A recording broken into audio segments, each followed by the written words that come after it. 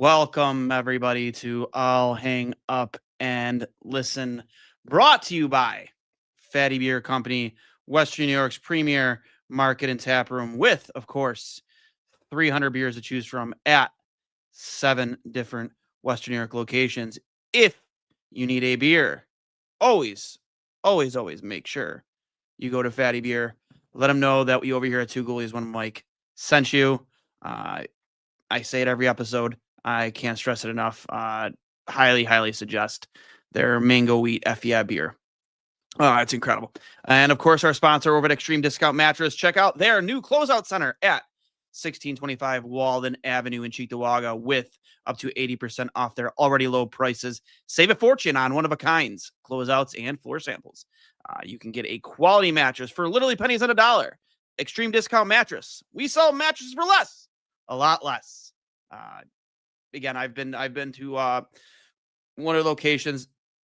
Their selection is impeccable. And another thing too to keep in mind, they are offering all Two Goalies and One Mic listeners a free mattress protector with purchase of a mattress from Extreme Discount Mattresses. Any matching, it will obviously be a matching mattress protector. All you have to do is mention that you're a Two Goalies One Mic listener at any one of their 7 locations, and you'll get a matching mattress protector with a purchase of a mattress. So I honestly like just the crazy deals they have already, and a free mattress protector. How can you go wrong? So get order to Extreme Discount Mattress to get a good night's sleep after being forced. I guess not forced. Maybe you're hate watching at this point. Buffalo Sabres losing to the Carolina Hurricanes 6-3, falling to, I believe it is 1, 2, and 4 in their last 7 games. And they have 4 regulation wins. 4 regulation wins. 4 regulation wins in their last 15 games. Not exactly what you would expect. Actually, I shouldn't say, I'm sorry, phrasing it wrong. Not exactly the play you want if you expect to break a 14-year playoff drought. A better way of putting it. It's again, and here's the thing: the Sabres do have a litany of excuses, right? Like the injury bug. Obviously, we talked about it before it was announced, but on our last episode of I'll Hang Up and Listen, both me and Hurls, we thought that Rasmus Dahlin needed to go back home because there are things that are bigger than hockey. And then the next day it was announced, and it was the right move, no doubt about it. That was the right move, and it's something that you could tell from watching him play that I don't want to say the words that his heart wasn't in it, because I do believe it, but you can just tell mentally he wasn't fully there. And how could you be in that situation? Nobody can be. Like, there's no way.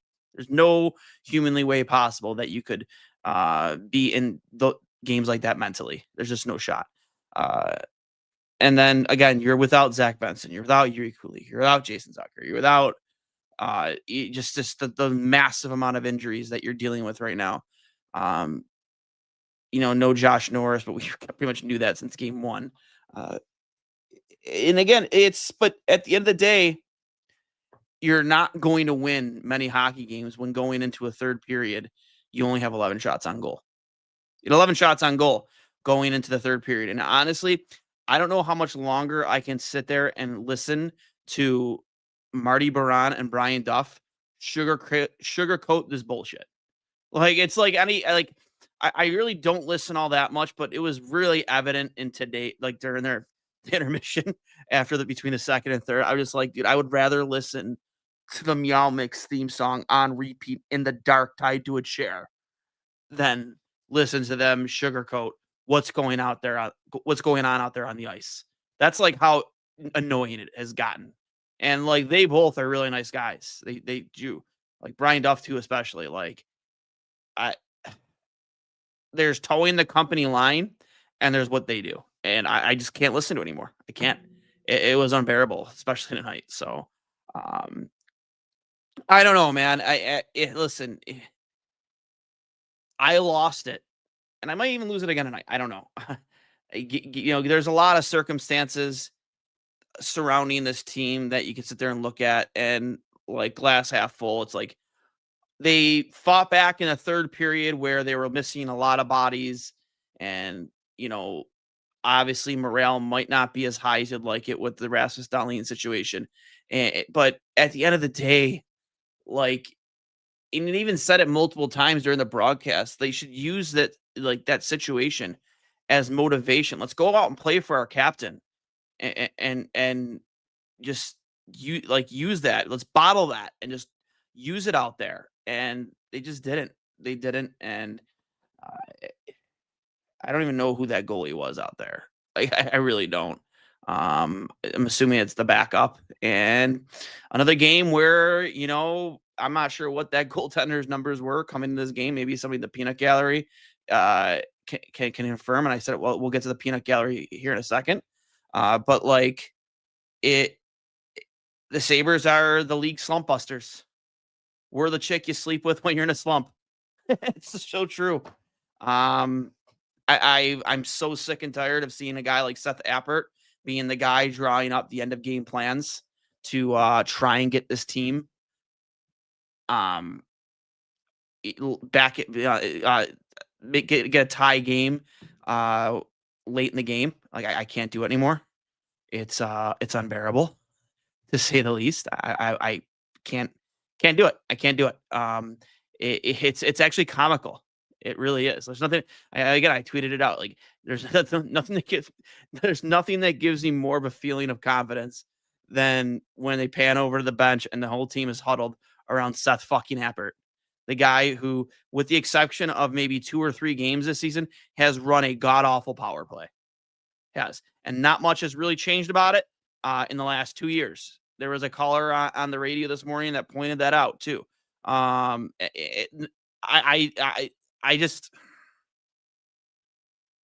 kind of told myself that I wasn't going to come on here and freak out. I told myself I wouldn't.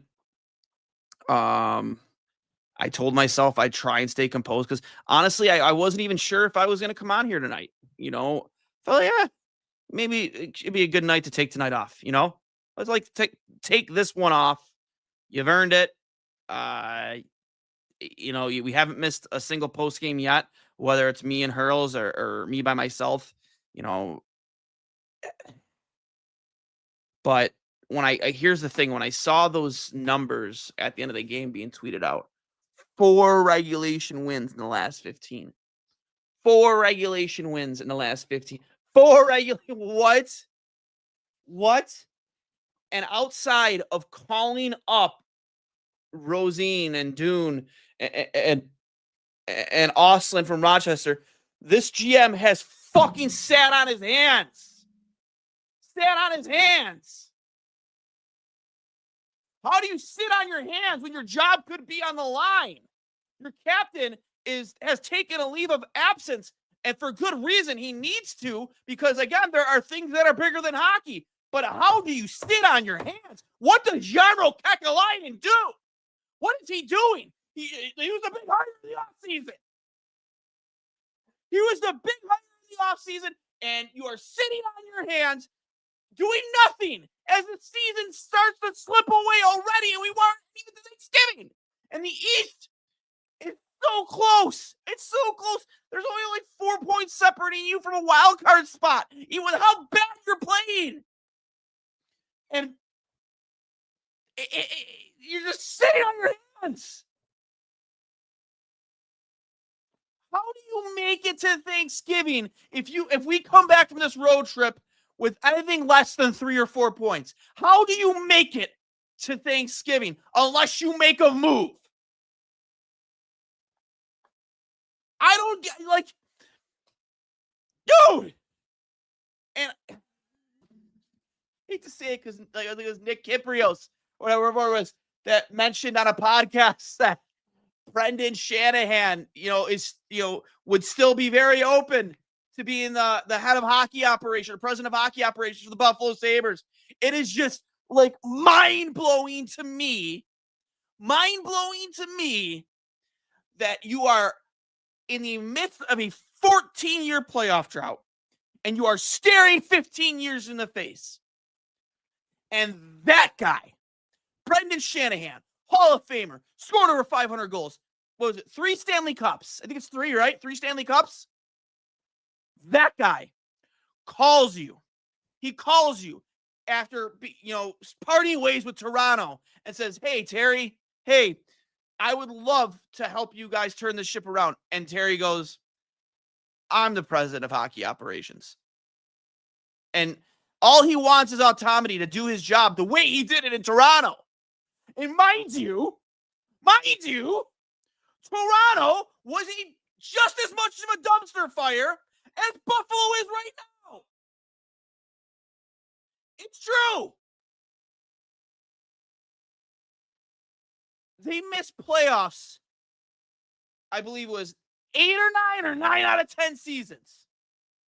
You had all the drama with the Phil Kessel stuff, the Dion Phaneuf stuff. It was a dumpster fire in Toronto, considered by many in the hockey world as the mecca of the NHL. Either there or Montreal.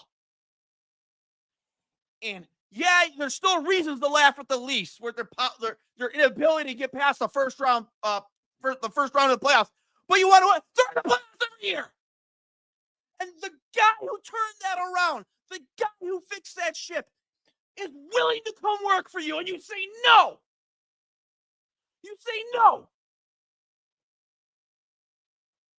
It's just mind-blowing to me that you would say no. You have the audacity to say no to that guy.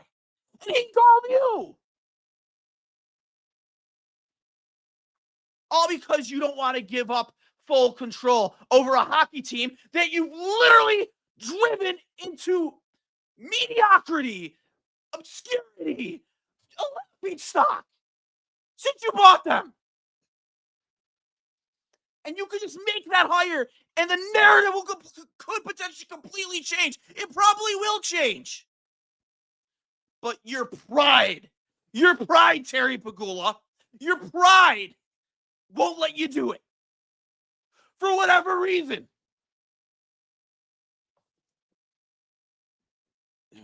Man. I just don't understand it at all. I don't. And how you could sit there and call this place hockey heaven. You called it hockey heaven when you bought the team. And through 14 years, you allowed this franchise that you cried for when you bought them. You pointed to Gilbert Perreault and you cried about saying he was your hero growing up. You cried when you bought this team. And now you see what it's being put through. Much in part because you refuse to spend to the cap and you refuse to send to hire people that know what they're doing, that are experienced, that have gotten to the mountaintop before. You refuse to give up that autonomy that Brendan Shanahan has asked for. Out of pride. Out of just selfish pride. And I just don't understand it, how you could watch this fan base and be put through this again and again and again and again and again and again and again and again and again. I personally don't understand it, Terry. I don't. And you could just change the narrative. You could change the narrative. He is still, technically he's working for the league, but many consider it to be a short-term employment because what he called you for, that's what he wants to do. And he's good at it. He's proven he can do it. But your pride won't allow it, Terry Pegula. And again, I'm probably overreacting. Sure. This team gets healthy and maybe they go on a 10-game winning streak. Who knows? Maybe. But I've seen enough over 14 years, the decisions made, moves that were made. I've seen enough of it to know that it won't. You need to make a move, Kevin Adams, and whether I don't believe at all that you have full control over this roster and you're allowed to make whatever decision you want and that there is no internal cap. I don't believe you for a moment because history over your tenure has proven that much. And I know the narrative is maybe we won't finally see a spend of the cap until, uh, the stadium's up and built and paid for, and you know all that is in the rearview mirror. But one team shouldn't affect the other in this situation. It just shouldn't. It just shouldn't. I don't know, man. I don't know. All I do know is I'm looking at the comments section here on the screen, and it says I have 115 comments in the peanut gallery. I do apologize. I'm on my own. Normally, when I have someone that I'm going back and forth with, I can run the peanut gallery. But while I'm alone, it's just more difficult too. I'm terrible at multitasking. So let's just rip through some of these uh, comments now. Like I said, we have 115 of them, now 118. So again, fire, like I'm just gonna keep ripping through these and give you all, like Joseph Couch. I don't think I've seen you in the chat before, so welcome.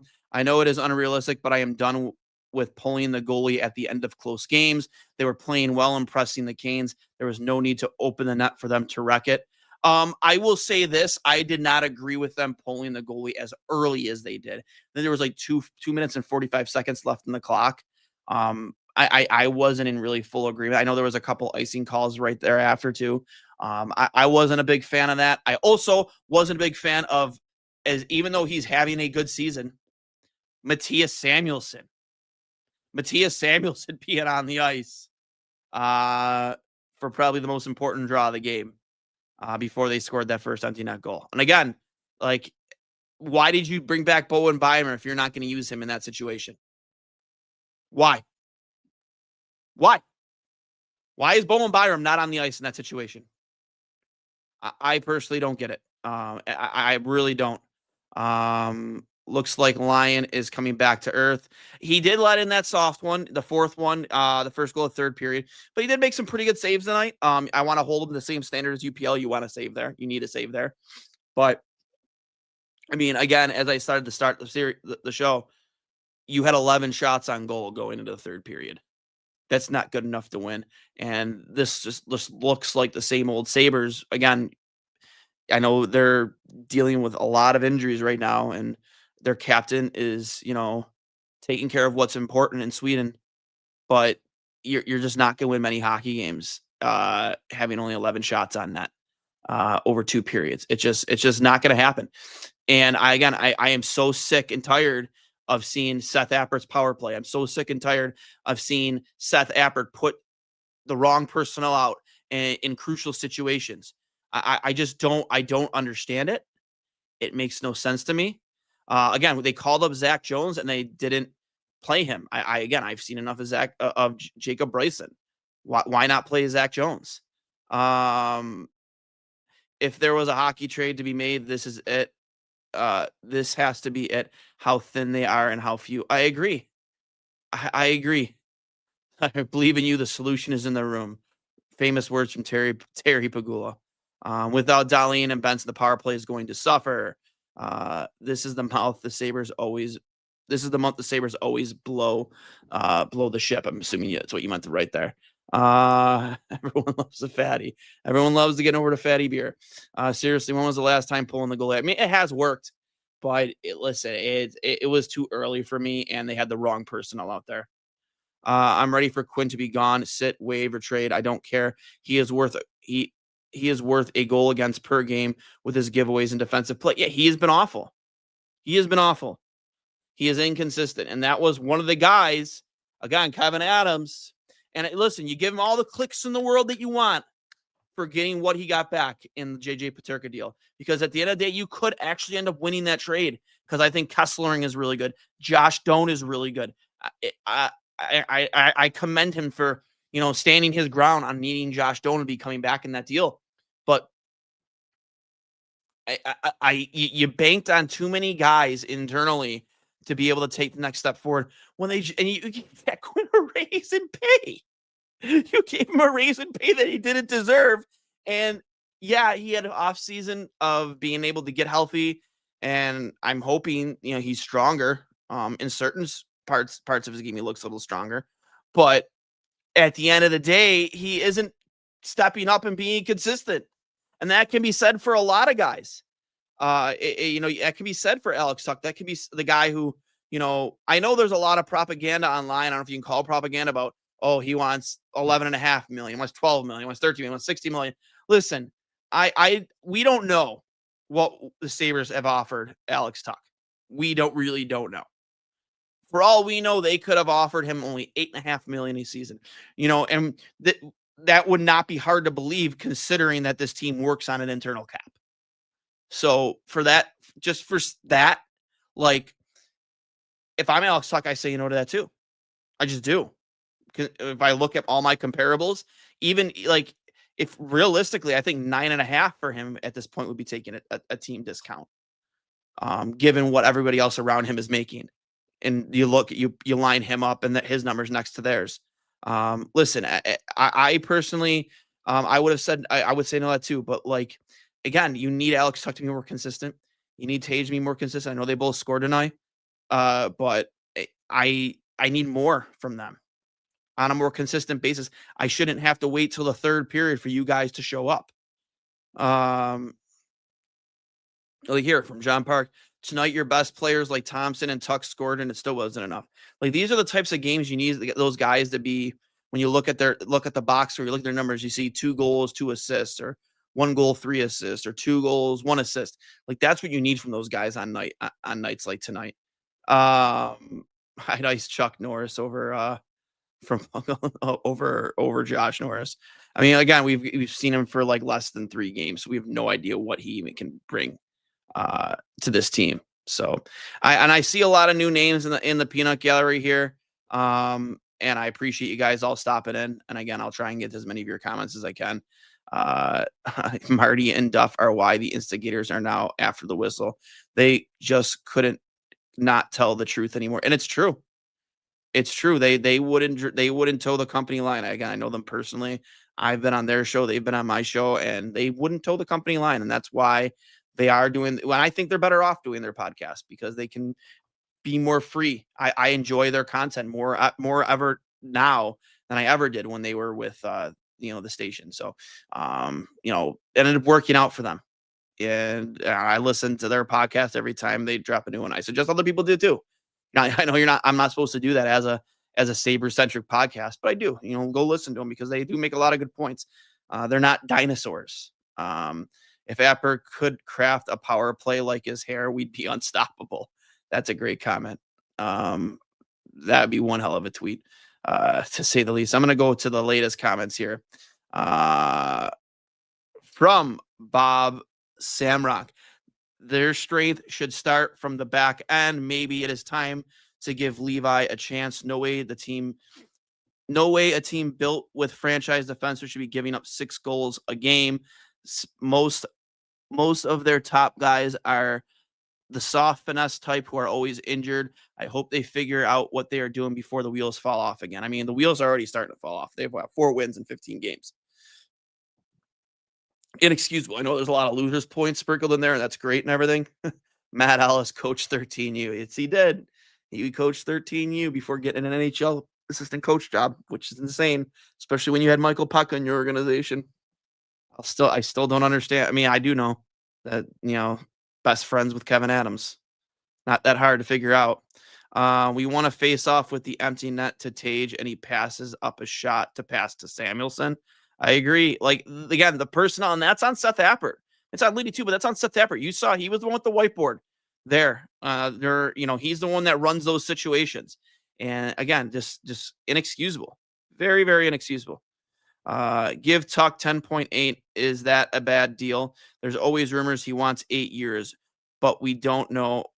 We don't know that. 10.8 by 5. Listen, I have no problem paying him like 10.5. I don't. Some people might disagree with me, but like in a couple years, that's going to be like 8% of your cap. It's going to be nothing. It's going to be nothing. And throughout the start of that contract, Tage is still going to be making like 7.2 million. That's the reason why you have those guys signed to the such team friendly deals, so you can take advantage of that cap relief that you're getting. Because anywhere else in the league, Tage is a $10 million hockey player. On a contender, he's a $10 million hockey player. He's probably a 50 goal scorer too. No doubt about it. There's just no doubt about it.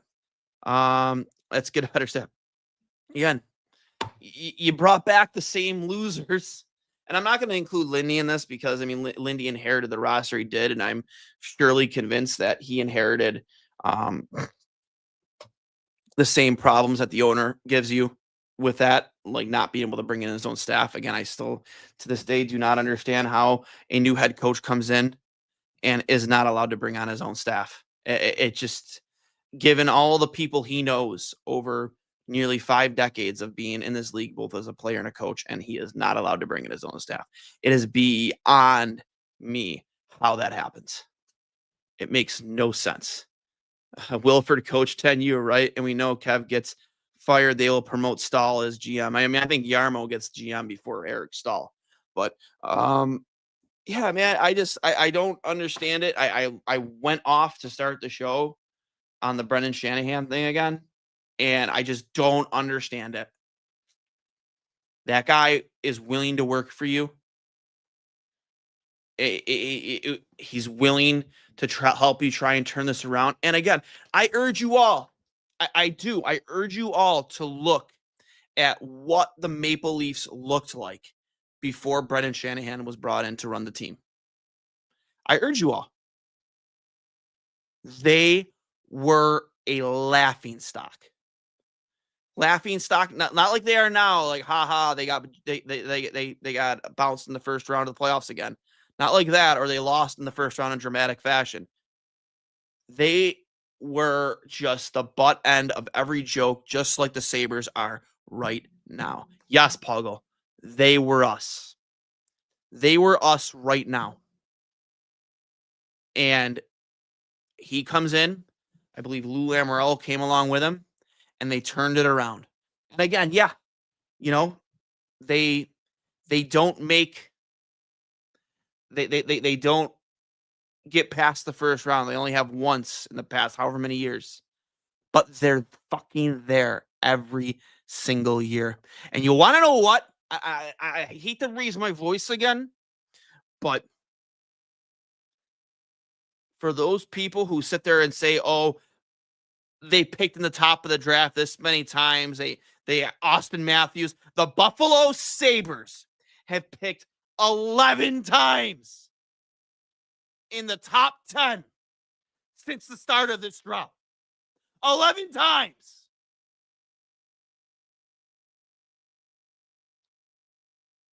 Two of those times was first overall. Rasmus Dahlin and Owen Power. Two other times, Jack Eichel and Sam Reinhart. Where are those guys now? Oh, multiple cups. Multiple cups. No big deal. Not a big deal.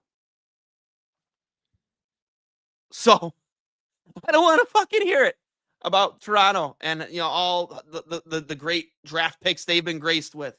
How they were able to pick Mitch Marner and William Nylander and Austin Matthews. You want to know what? Because of the integrity that Brendan Shanahan brought to the Leafs, they were able to go out and sign John Tavares. That was because of Brendan Shanahan. So that's what he brings to the table, people. That's what he brings to the table. He brings you security and brings respect back to this franchise. And people are willing to deal with Brendan Shanahan because before he worked for the Leafs, he worked for the league for a very long time.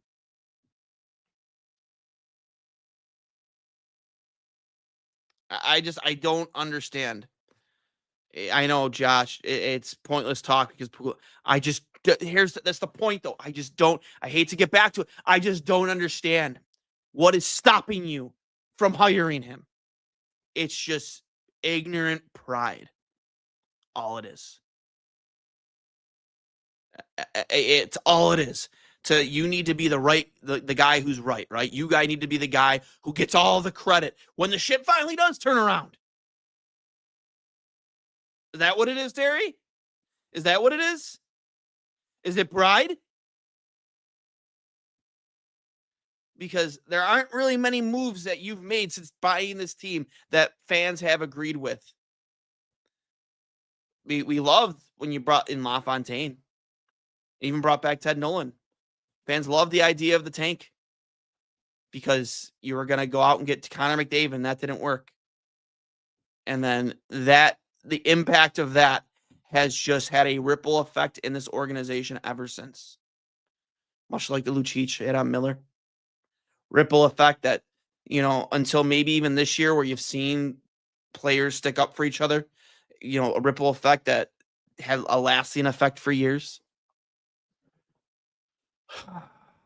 I don't know, man. I really don't. Uh, and again, I question, what is Jarmo Kekalainen doing about it? Is he sitting on his hands because he wants the GM job? I don't know. Yep. Our staff blows because Terry doesn't want to pay salaries for people to not be working for him. That is a fact, and we've seen it in the past. I'm not giving Shannon credit for Tavares. It is still. I mean, sure, maybe, but he signed there under Tavares or under Shanahan's watch. And if there is a guy that can help turn this ship around and bring accountability back and hold everybody to a much higher standard, I think it's Brendan Shanahan. That is just my vacation. If you are content on long summer vacations, then this is not the team for you.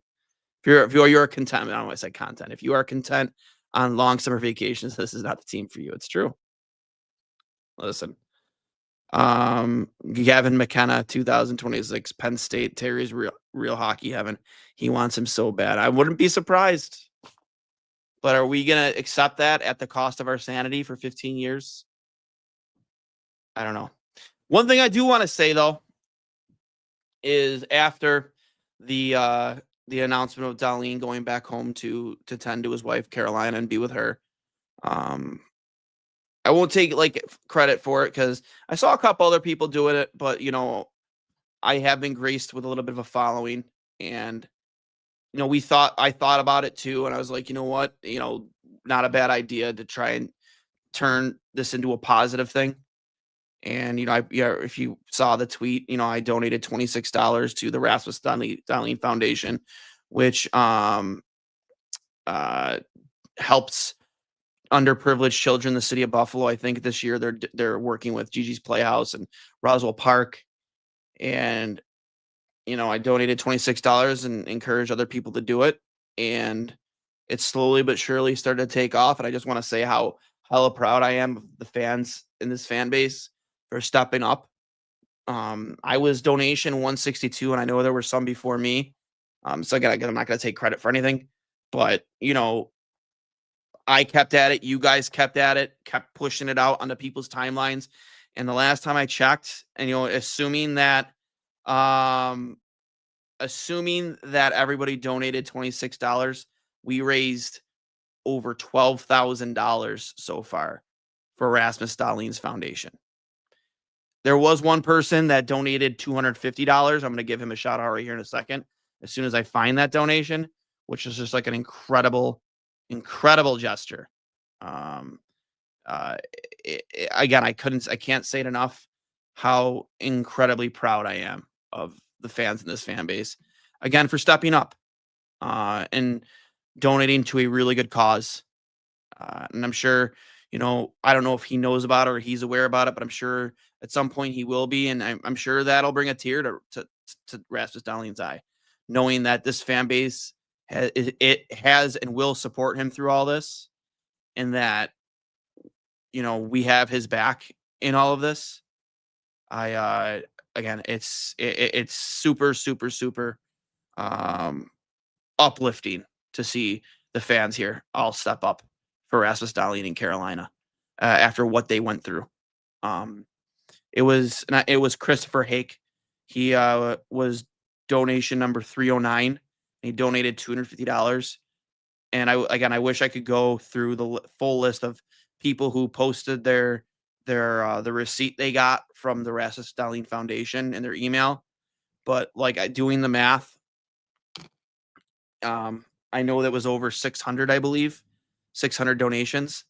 And if you minus the 162 from mine and you just go by that number and you times it by 26, again, assuming everybody donated $26, we raised over $12,000 for his foundation. And that's something really to be proud of. And it's, I hope that in these tough times for Rasmus and Carolina, that when they hear about that brings a smile to their face, because, you know, they might need something like that's uplifting like that. And again, I'm really proud of all the Sabres fans who stepped up, and especially at a time where there's a government shutdown, and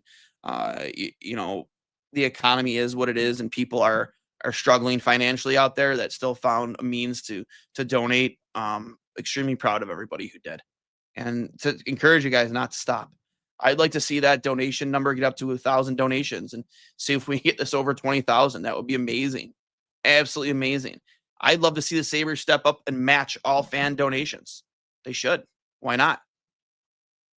Take it out of the internal cap, Terry. Screw it. So with that being said, I'm going to kick back over to our sponsors. Thanks again to Fatty Beer Company, Western New York's premier market and tap room, with over 300 beers to choose from at 7 different Western New York locations. If you need a beer, get over to Fatty Beer, whether it's for a Bills game or Sabres game. The vibes and the atmosphere are incredible. I go there often, especially the location in Lancaster. Always a good time at Fatty Beer. Again, just make sure you check them out. And a great food menu. Fantastic. I highly suggest their chicken sandwich or a fat dog with the fatty sauce. Great stuff. And of course, here's a quick message from Extreme Discount Mattress.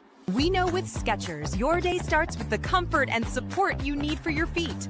And now that same innovation has made its way to the bedroom. Introducing the Skechers Sleep System. With cooling SketchKnit fabric, pressure-relieving Skechers Max cushioning, and our Skechers Posture Fit support system.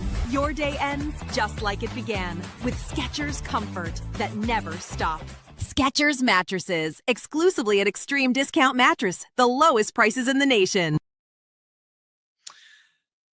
Thanks again, guys, to our sponsors over at Fatty Beer and Extreme Discount Mattress. Listen, I don't got much left to say. We've been live here now for almost 40 minutes.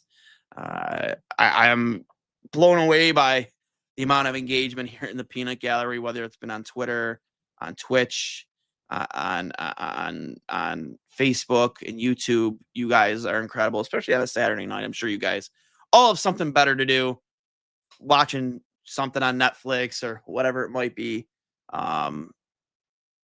I am very gracious and very humbled that you guys would spend your time with me. So we'll be right back at it. I believe they have, is it Detroit next? I believe it's Detroit next. Let me look up the schedule here real quick. I want to say it's Detroit. No, they have Detroit, Colorado, and the Oilers coming up. Very tough West Coast trip against some very good teams. I mean, with where they are right now with injuries. Okay, so they have the Mammoth, which we just lost to, the Avalanche, and the Red Wings, all on the road. Great news. They come back home against the Flames. Actually, no, they come back home against the Oilers. And then they're home against the Flames, home against the Blackhawks, home against the Hurricanes. Again, who we just lost to. And then they're back on the road against the Penguins. So some tough games coming up, man. And if they don't get healthy quick, there is a realistic chance you don't get any points on this road trip. We get to make Stuart Skinner look good. No problem about it.